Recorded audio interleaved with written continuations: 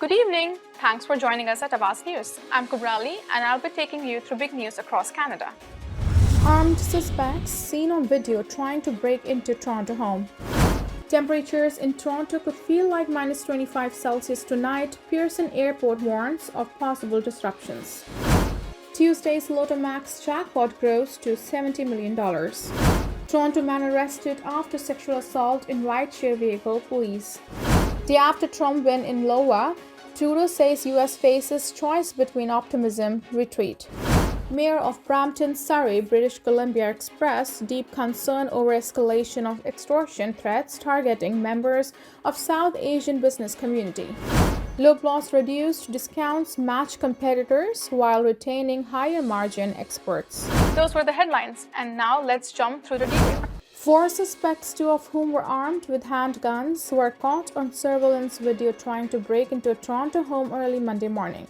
The video released by police on Tuesday shows the hooded suspects huddled around the back door of a home near Beach Grove and Coronation Drives in Scarborough at approximately 2:21 a.m. Police said the suspects were able to gain entry into the backyard and attempted to enter the residence by using what looks like a crowbar. 2 of the suspects are seen brandishing handguns in the video. The suspects weren't able to enter the property and fled the scene in a silver 4-door sedan. All 4 suspects were seen wearing dark clothing and blue surgical gloves. Investigators are looking to identify the suspects and are asking anyone with the information about the incident to contact them at 416-808-4300. Anonymous tips can also be left anonymously with Crime Stoppers. Voters in the United States will likely face a choice in the November presidential election between optimism for the future or nostalgia for a past that never existed, Prime Minister Justin Trudeau said Tuesday. And while a second Donald Trump presidency won't be easy, Trudeau told a Montreal business audience the federal government is prepared for that possibility. Trudeau made the comments a day after Trump handily won the Iowa Republican caucuses with about 51% of the vote, a result that gave the former president an early lead for the Republican nomination ahead of the country's November election. There are many issues on which Trudeau said he disagrees with the one-term former U.S. president who was elected in 2016 and defeated 4 years later by Joe Biden. But the Prime Minister said he was able to successfully defend Canada's interests through Trump's mandate, including during the negotiation of the United States-Mexico-Canada agreement and a dispute over Canada's aluminium exports to the U.S. But the Prime Minister said working with the U.S. always comes with challenges and that there were trade disputes during the Barack Obama and Biden administrations related to things like softwood lumber and electric vehicles. The Republican nomination battle officially became a 3-horse race Tuesday when last-place challenger Asa Hutchinson, the former Kansas governor, formally suspended his moribund campaign. That followed the withdrawal Monday of Trump-adjacent distant 4th finisher Vivek Ramaswamy, the biotech entrepreneur, whose bid included a straight-faced proposal to build a wall along the Canada-US border. The win for Trump and his Make America Great Again political movement in Iowa is largely inconsequential in the grander battle for the presidential nomination, but incontrovertible proof of his stranglehold on the Republican Party. Trudeau said the choice facing Americans is similar to one facing voters in Europe and other parts of the world that are experiencing democratic backsliding and waning support for democracy. Canada isn't immune from those trends, Trudeau said, casting himself as a defender of optimism and stability in opposition to anger, fear, and conspiracy theories. The next federal election must take place on or before October 28, 2025. Recent polls have suggested Pierre Poilievre's Conservatives would win a majority government if the vote was held now. Trudeau did not take questions from reporters after speaking at the Chamber of Commerce event. You could be millions of dollars richer Wednesday morning if you pick the winning numbers of tonight's Lotto Max jackpot.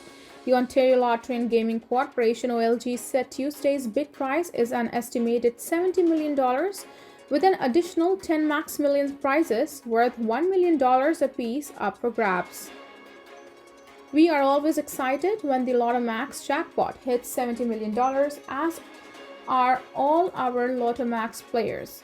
The last time the jackpot hit $70 million was last July, OLG spokesperson Tony Bitonti said in an email to Awaz News. For $5, players received 3 sets of 7 numbers ranging from 1 to 49. Players must match all 7 numbers to win the big prize, the OLG said. There were 900,057 winners in last Friday's draw, but no one had the matching numbers 050607 18 22 34 36 to claim the top prize of $60 million, which has since grown to $70 million.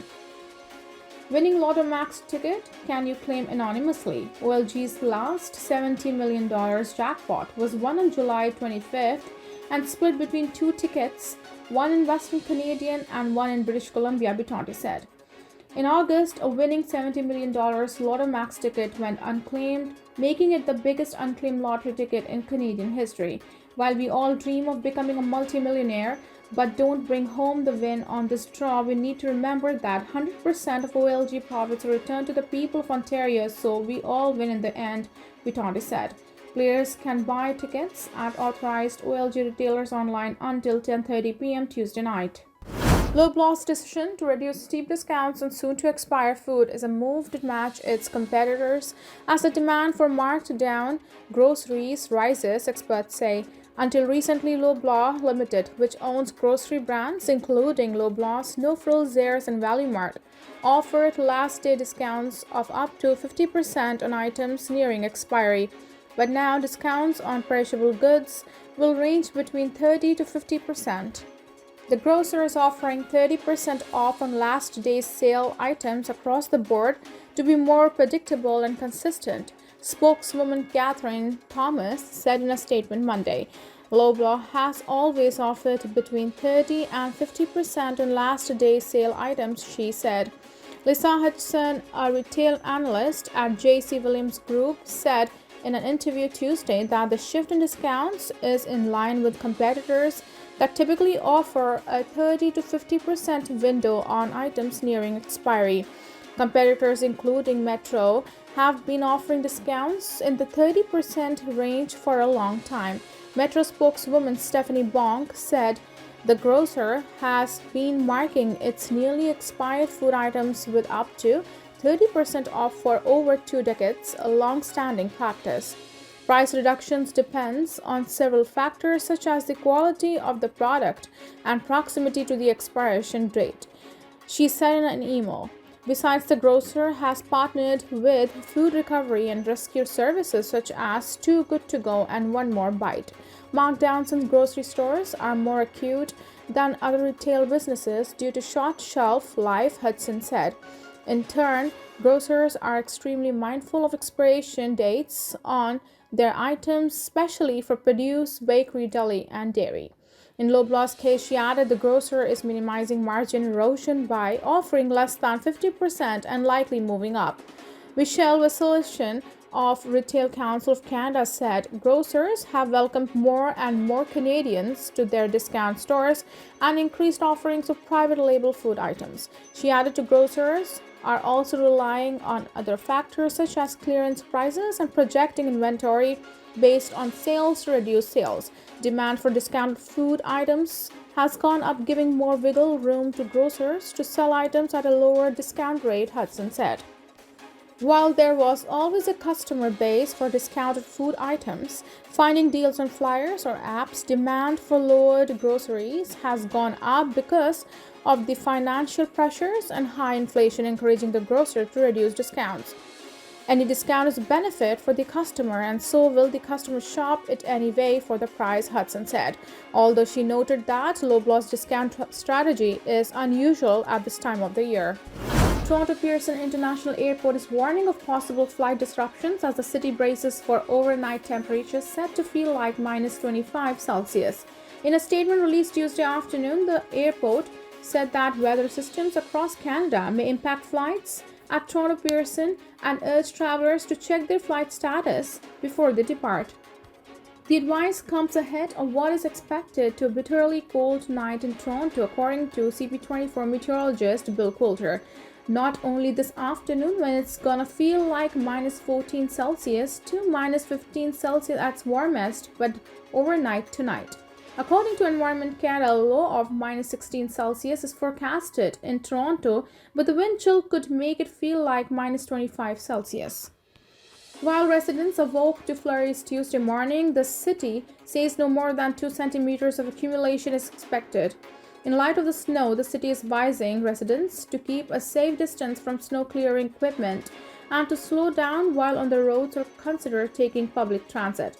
While the morning may have brought messy conditions, the sun is expected to make an appearance in Toronto by Tuesday afternoon, Coulter predicts. That doesn't mean an end to the cold. However, temperatures in Toronto are forecasted to remain below minus 5 Celsius into the weekend, with snow once again the forecast around Friday. An extreme cold warning is in effect in Caledon, Halton Hills, and Milton, with wind chills values near minus 30 is expected this evening into Wednesday morning. Extreme cold warnings are issued when very cold temperatures or wind chills create an elevated risk to health, such as frostbite and hypothermia, Environment Canada said. Police say an arrest has been made after a person was sexually assaulted by a passenger in a ride-share vehicle in the city's East End on Saturday. According to Toronto police, officers were called to the intersection of Eglinton Avenue East and Midland Avenue at around 8:30 a.m. for an indecent exposure incident in the area. Police allege that a victim ordered a ride-share vehicle, and when it arrived, a male passenger was already in the car. Shortly after the victim got into the vehicle, they were sexually assaulted by the other passenger, police said. The victim exited the vehicle and notified police. Police said 25-year-old Muhammad Khan of Toronto has been charged with committing an indecent act in a public place and sexual assault. The mayors of Brampton and Surrey, British Columbia, are urging the federal government to do more to address an alarming escalation of extortion threats targeting members of the South Asian business community. In a letter sent to Canada's Public Safety Minister, Dominic LeBlanc, this week, Brampton Mayor Patrick Brown and Surrey Mayor Brenda Locke expressed deep concern over a growing number of extortion attempts and violent acts, including shootings. This alarming development underscores the severity and widespread nature of these threats, which are predominantly targeting members of the South Asian business community.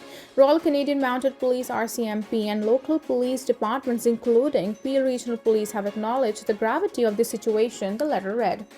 Peel Police recently launched a task force dubbed the Extortion Investigative Task Force, which is now probing the circumstances surrounding 16 incidents of extortion. According to police, the victims have been contacted through social media and demands for money were made under threats of violence, which have occurred in some incidents. The suspects, police previously said, often know the name of the victim as well as their phone number, address, and business information. The complexity and interjurisdictional nature of these crimes necessitate a more comprehensive strategy involving provincial and federal authorities. It is imperative the federal government, through your ministry, takes a leading role in facilitating this collaboration, the letter continued. The mayors noted that the incidents have instilled fear in their respective communities. We are deeply committed to the safety of our residents and the prosperity of our community, the letter concluded. We implore you to prioritize this issue and engage in a concerted effort with local and provincial authorities, along with necessary federal agencies, to develop a comprehensive strategy to address these extortion threats. This was all from us today. I'm Kubra Ali, and I'll see you back tomorrow, same time, same channel. Have a good night.